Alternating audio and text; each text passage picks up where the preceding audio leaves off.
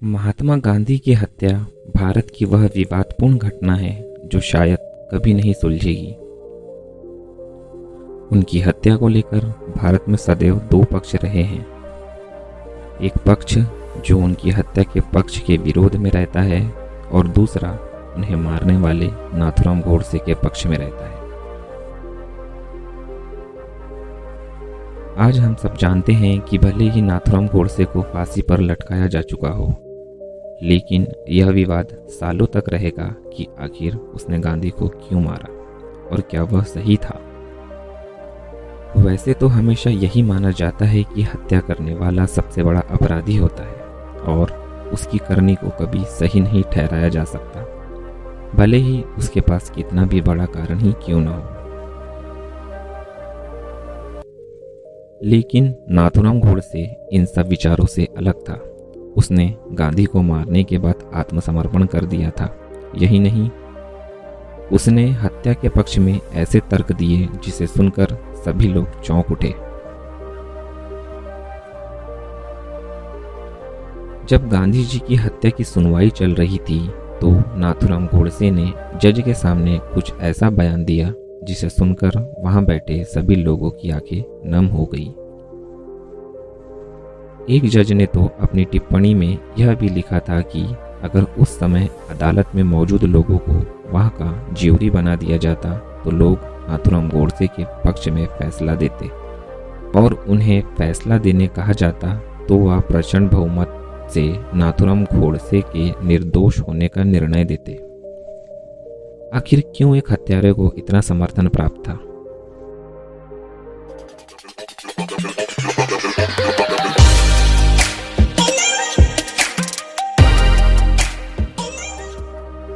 बेशक महात्मा गांधी एक महान पुरुष थे। पूरा देश उन्हें बापू के नाम से जानता है और उनका सम्मान करता है। उन्होंने भारत की स्वतंत्रता के लिए बहुत सी कुर्बानियां दी। वह भारत की आजादी के लिए अग्रणी क्रांतिकारियों में से एक थे। लेकिन उनके कुछ फैसले गलत थे, जिसकी वजह से आज भी बहुत से लोग नाथूराम गोडसे को हत्यारा मानने से इनकार करते हैं। तो क्या थी वह वजह? चलिए मैं आपको बताता हूँ नाथूराम गोडसे की उस समय की दलीलें क्या थी जो उन्होंने जज के सामने अदालत में दी, जिससे सुन के लोगों की आंखें नम हो गई। नाथूराम विनायकराव गोडसे का जन्म एक मराठी ब्राह्मण परिवार में हुआ था।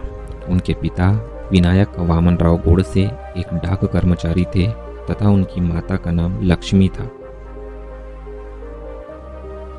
गोडसे पुणे के एक हिंदू राष्ट्रवादी थे जो यह मानते थे कि गांधी ने भारत के विभाजन के दौरान भारत के मुसलमानों की राजनीतिक मांगों का समर्थन किया था। नारायण आप्टे और 6 अन्य लोगों के साथ मिलकर गोडसे ने गांधी की हत्या की साजिश रची। तो क्या थी नाथूराम गोडसे की दलीलें?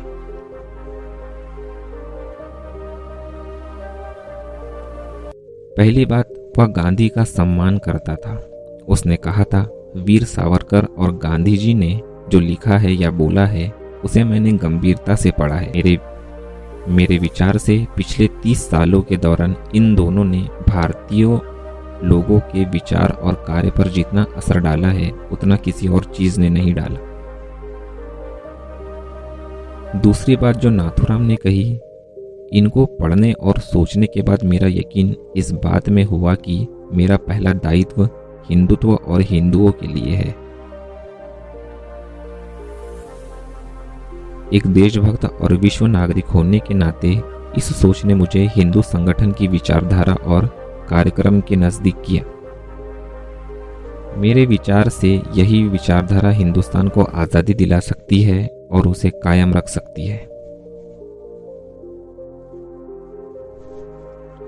इस नजरिए के बाद नाथूराम ने गांधी जी के बारे में सोचा कि 32 साल तक लोगों के विचारों में उत्तेजना भरने वाले गांधी ने जब मुस्लिमों के पक्ष में अपना अंतिम पक्ष रखा तो मैं इस नतीजे पर पहुंच गया कि गांधी के अस्तित्व को तुरंत खत्म करना होगा। गांधी जी ने दक्षिण अफ्रीका में भारतीय समुदाय के लोगों को हक दिलाने की दिशा में शानदार काम किया था। लेकिन जब वे भारत आए तो उनकी मानसिकता कुछ इस तरह बन गई थी कि क्या सही है और क्या गलत, इसका फैसला लेने के लिए वे खुद को अंतिम जज मानने लगे। यानी अगर देश को उनका नेतृत्व चाहिए तो यह उनकी असफलताओं को भी स्वीकार करने जैसा था। अगर देश उनके नेतृत्व को स्वीकार नहीं करता तो वे कांग्रेस से अलग राह पर चलने लगते। इस सोच ने नाथूराम को गांधी की हत्या करने के लिए उकसाया।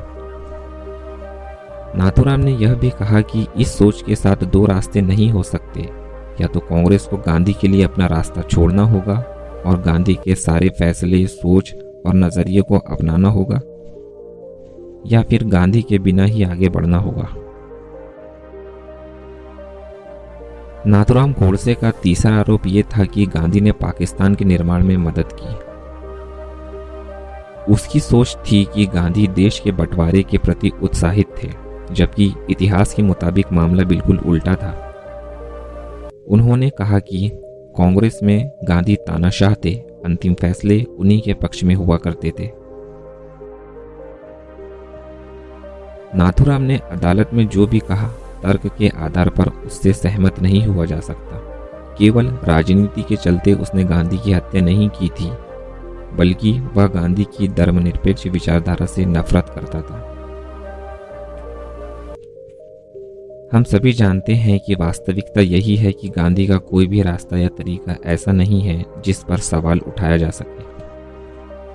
यही वजह है कि दशकों बाद भी एक राजनेता के तौर पर उनकी वैश्विक साख कायम है।